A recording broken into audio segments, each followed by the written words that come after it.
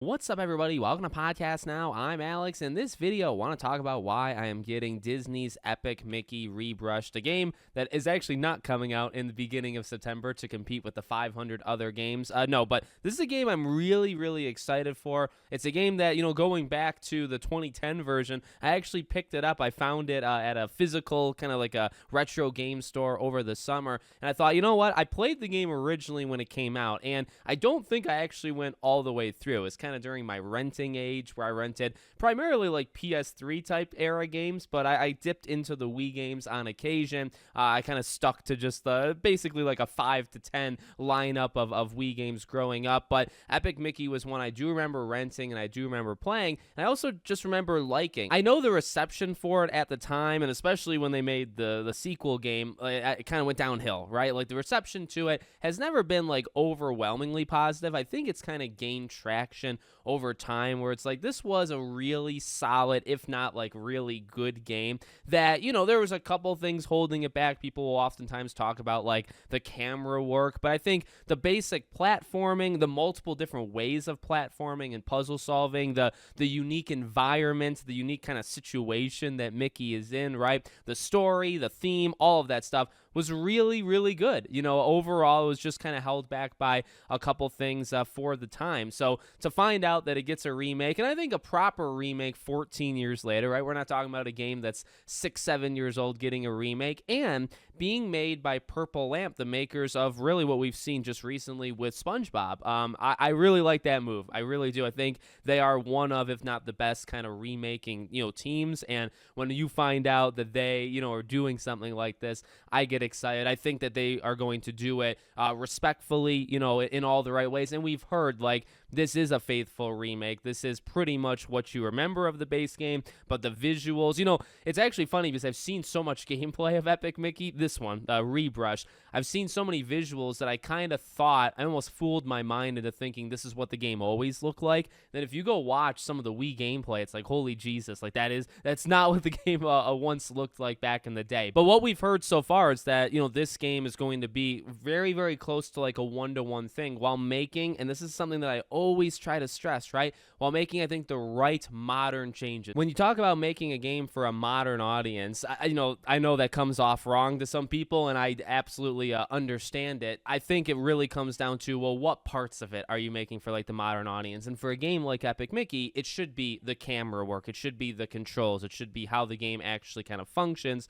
the visuals, right? Making it look like and act like it came out in 2024. But the thing you always want to do, at least I always kind of look at with these remakes, is making it respectfully from the original, where it doesn't lose that charm. And if there was something kind of almost wacky or like different about the original, you want to keep that. And for Epic Mickey, luckily, it's more about the aesthetic. It's more about the look and the feel and the puzzles and the environment. It's not so much about how the game actually controls. It's about the painting and filling things in and removing things like that. That is what makes it special. So I think from what we've seen and heard so far, they're doing it right, where they're keeping what made it unique and keeping what made it I don't know if you want to call it a cult hit. I mean, it got a sequel, and, they've talked a little bit about, like, could you ever make a third game? I know the head that made 1 and 2, he's a little bit busy, so I don't know if you'd ever get a third game, but, it was moderately successful for sure, right? So you want to keep that charm to it,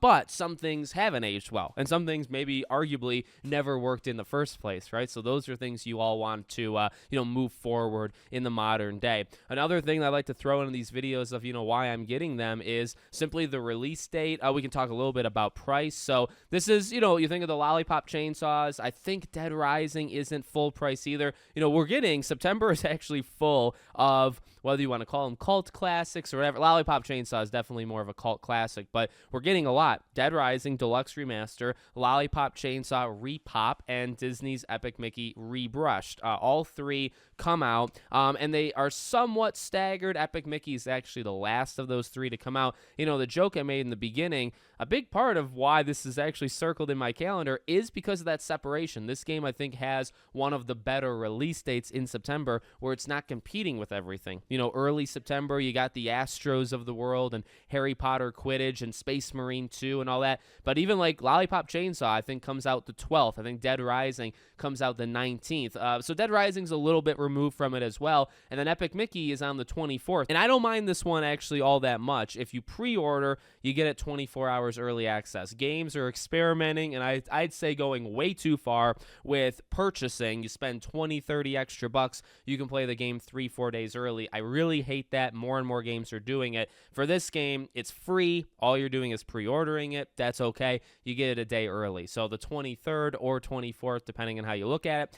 And it's $60. I think it's the most expensive of these three. Dead Rising might also be in that range. I think Lollipop Chainsaw is $40 or $45. So this is the most. But to be honest with you, Lollipop Chainsaw is a remaster. Dead Rising is a deluxe remaster, as the title indicates. And then this is an actual remake, right? So, it's not $70. It's not full price. It's $60. It's still a good amount, but it is, in terms of the movement and the difference between the original to this game, it should be the biggest jump of the three. Dead Rising at times looks like it could be an absolutely massive jump, and then other times I guess maybe it's not, right? And Lollipop Chainsaw is definitely more of just like a one-to-one remaster. But, those things all go into it. With me, I know many people, I'm sure, are like watching their wallets, and there's 500 games to play, so like, you got to pick and choose. But I also think I've seen a fair amount of people on my channel saying, yeah, this is the game I'm quite excited for. I mean, look, I grew up on platformers, the Crash Bandicoots of the world, and Spyro, and then eventually Sly Cooper got a little bit more sophisticated, although Crash, I think, might be one of my all-time favorites.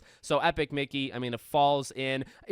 One thing I didn't mention yet, but I just want to throw it at the end of the video. I'm a big, now I'm artistically devoid of talent, okay? I have absolutely no artistic talent. You can look at the thumbnails and other things like that. But, when it comes to painting in games, it's got a soft spot from me. Unfinished Swan is one of my favorite games of all time. That game just has such a personality, such an aesthetic look and all that. And, a big part of that is the painting. I love games where you're painting by numbers, but you're painting the entire world.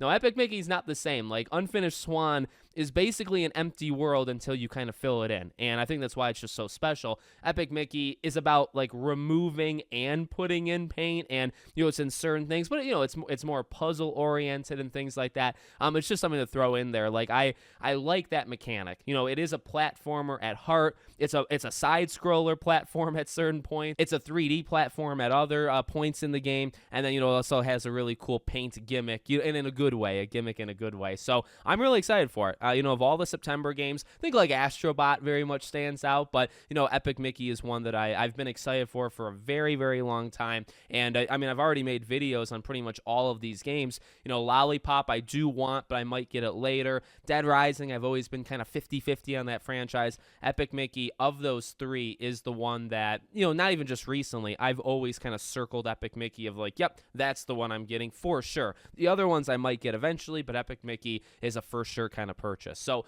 let me know what you guys think in the comments. Make sure, as always, you're subscribed to the channel, bell icon turned on, and I hope to see you all on the next one.